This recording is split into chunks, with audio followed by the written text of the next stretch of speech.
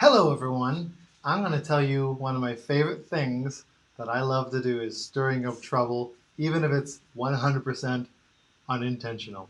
So this is a story about something that I thought was no big deal and then kind of blew up. Honestly, it doesn't bother me a bit, but a lot of people locally in the same field as myself totally disagreed. So I'll tell you a little story. So I don't know when it actually happened. There's a gentleman, most people know him. His name is Stephen Harvey. And Stephen Harvey, he's a television host, book author, great guy, right? Stephen was on doing one of his shows, and at the end of the show, he had this whole thing, and it's absolutely wonderfully inspiring. In many aspects, I agree, but I feel it's possibly misinterpreted. Let me explain. So he's talking to his crowd, and he was telling them how at some point in life you just need to jump, take the leap of faith, and you're going to get bloodied and all that kind of good stuff, but you're going to end up okay, get lifted by the wings of God, and get to where you need to go. So let me tell you. So I saw that, and then I did a post about how basically. So I do business coaching, right? And I get a whole myriad of people. I get people who have been doing business for 30 years, who are looking to scale, they want to sell someday, you know, businesses that are transitioning. And I have people who have never had a business, and I have people who started a business in the past year or two, quit their job, jumped, and then are failing miserably, and they're like, John, please save me, please save me, please save me.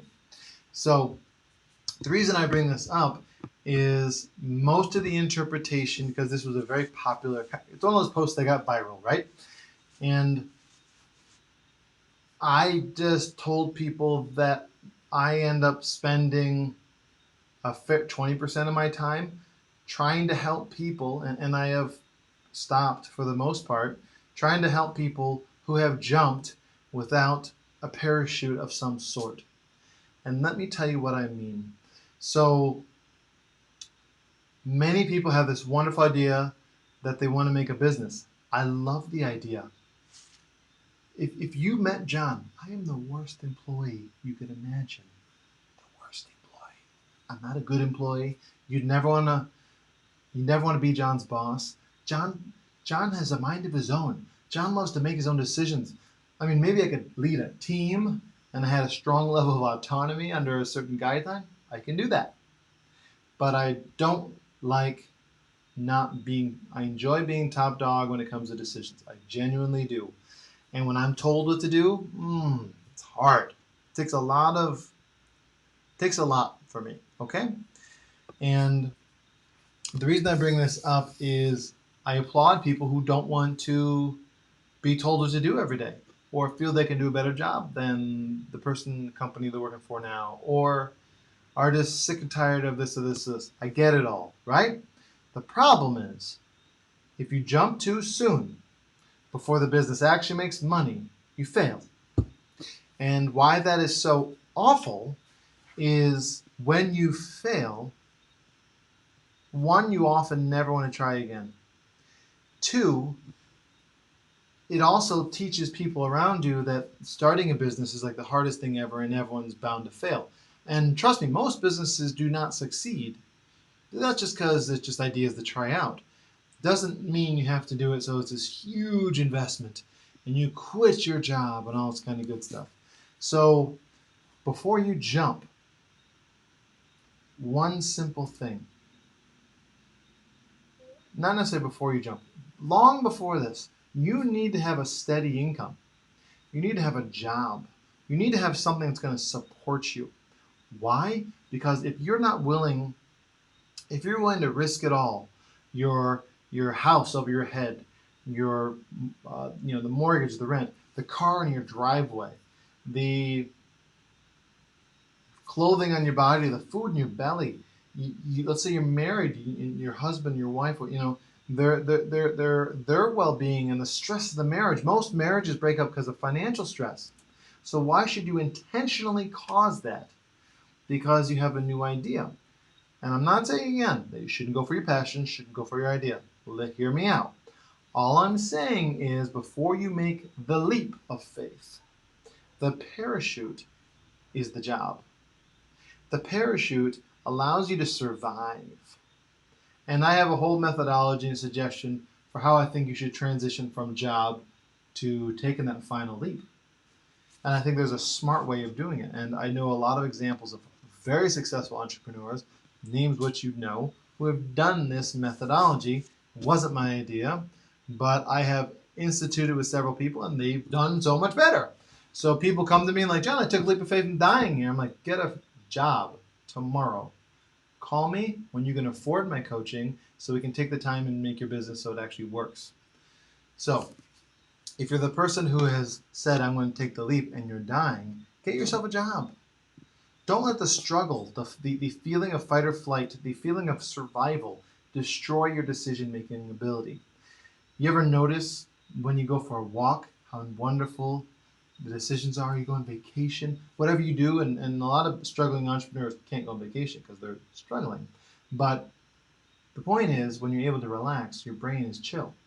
Try to find it so that you can create chill in your brain and you're like, wow, all these neat decisions are coming about. But you can't do that because you're not in the right place. So do not jump. If you've jumped, get the job. Save the meeting with me until you can afford me, and then I'll help you make your business make money again. But the feeling of, oh my God, I can't freaking eat next week, I don't know what I'm going to do, puts you in a tough position. And there's so much more leverage you can actually create by having a day job. It'll sound insane, and that's all good. I respect that, but that's my belief. So the contrary is basically many people who are coaches and consultants in the region I'm at are strong believers in the jump mentality. That you should struggle, you should drown, and you should see what it's like. I disagree. I also disagree that people have to spend 3 years having a business. I think you can test a business idea in 2 months and know if your business is going to work with a very little capital investment. That's another thing that most people do poorly. But I digress.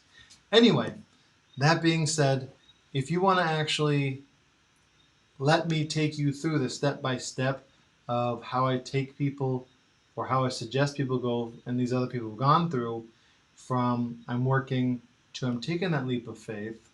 There is a methodology to it. It works because the business is successful and has a level of like almost like compounding going on within it. It's almost like a dam ready to burst in a good way because it builds so nicely. On the workshop I'm doing on the 26th of January, the Business Basics one, this is one of the topics I'm covering. Those of you who are in Trinidad and the Caribbean region, you're the only people going to be able to come anyway unless you're flying from the States to do this. And if you do, that'd be awesome. I would love to see you. But the workshops in the Remax office in by UE Spec in St. Augustine. And the reason I bring this up about the region in Trinidad is one of the local well-known, I guess you could say, very, very well-respected and known entrepreneur. His name's Ecliffe Eli. He'll actually be at the workshop teaching as well. After I sent out the initial email, he called me and he said, John, I would love to help out. So it's 2 hours. It's 9:30 to 11:30. We may do like 15 minutes over to make sure that I have enough to teach the key points I want to teach, and Ecliffe has enough to teach the points he has. But it's going to be awesome. I mean, kind of cool. It's like a celebrity guest, right? So if you're interested, let me know. I'm happy to put the details below in the comment section later on. But if you are in the business and your business isn't going well and you're struggling, get a job and then have enough money so that I can help you take it so the business survives, thrives, grows, and then get it to where you don't need to do the going back to work again kind of thing. So obviously nothing's guaranteed, but that's the plan and intention. So all the best, thank you, and I appreciate you listening to me creating how I created the bacchanal for this little jump scenario.